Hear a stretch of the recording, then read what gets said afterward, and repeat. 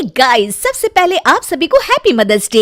इस mother's day को और भी स्पेशल बनाइए हेलो ऐप के साथ और पार्टिसिपेट कीजिए सुपर मॉम चैलेंज में। बस पोस्ट कीजिए आपकी सुपर मॉम का फोटो एमवी फीचर के जरिए और दिखाइए सारी दुनिया को कि आपकी माँ सुपर मॉम है। तो देर किस बात की है, जाइए डाउनलोड कीजिए हेलो ऐप और शेयर करो आपकी feelings for your super mom with friends and family. दीवार पर टंगी सास। पंजाबी में कहावत है, सास चंगी होवे या ते दीवार ते टंगी होवे। संगीता की शादी भी एक ऐसे ही घर में होती है जहां उसकी सास दीवार पर टंगी होती है। ससुर और पति शादी के पहले दिन उसे सास के फोटो के सामने ले जाते हैं, जहां ससुर जी कहते हैं, बेटा संगीता, ये तुम्हारी सास थी, बहुत नेक और भली, लेकिन थोड़ी गुस्सैल थी।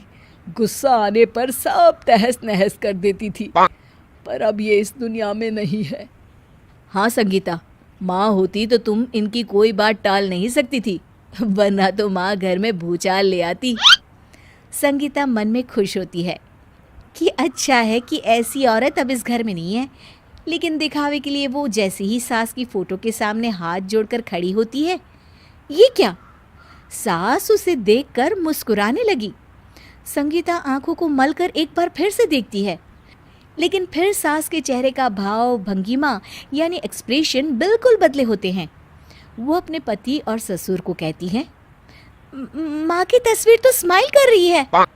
ना बेटी, ये कैसे संभव है? जरूर तुम्हें कोई गलती हुई होगी, ऐसा कैसे हो सकता है?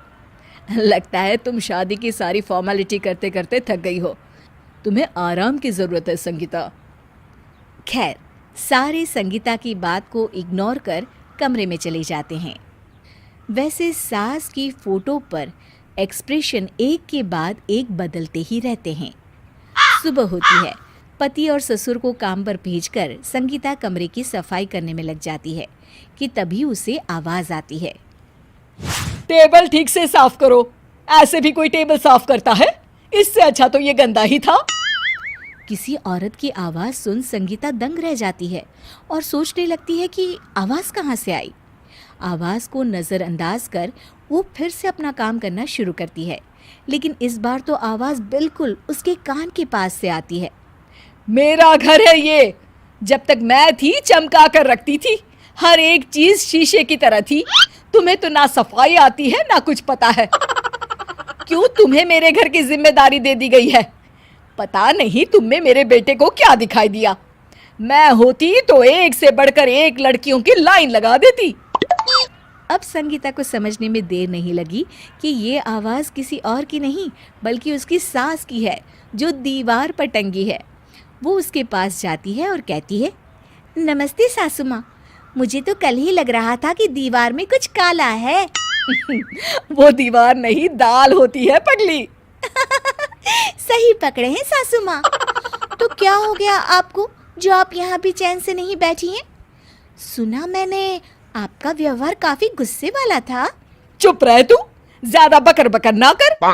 घर का काम करना तो आता नहीं, आई है मुझसे बहस करने। हाँ देखिए सासू माँ, मैं आपसे साफ साफ कह देती हूँ, मुझसे पंगा लेने की कोशिश मत करिएगा।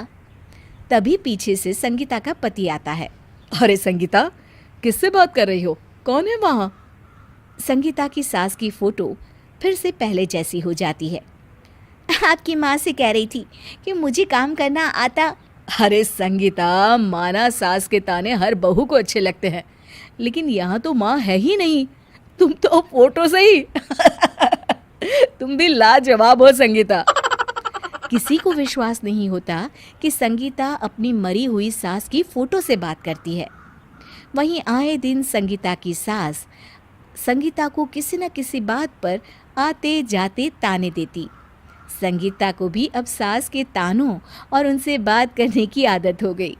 वो कभी खानदान की कहानी तो कभी तीज त्योहार कैसे मनाए या किसी व्यंजन की रेसिपी सास से ही पूछती। सारा दिन घर में अकेली संगीता की सास अब उसके लिए तानों के साथ पक्की साथी की तरह भी रहने लगी थी, जो किसी और को नहीं बल्कि संगीता को ही सुनाई देती। तो देखा आपने, सास बहू का रिश्ता हर रिश्ते से ऊपर होता है, फिर चाहे वो खट्टा हो या मीठा।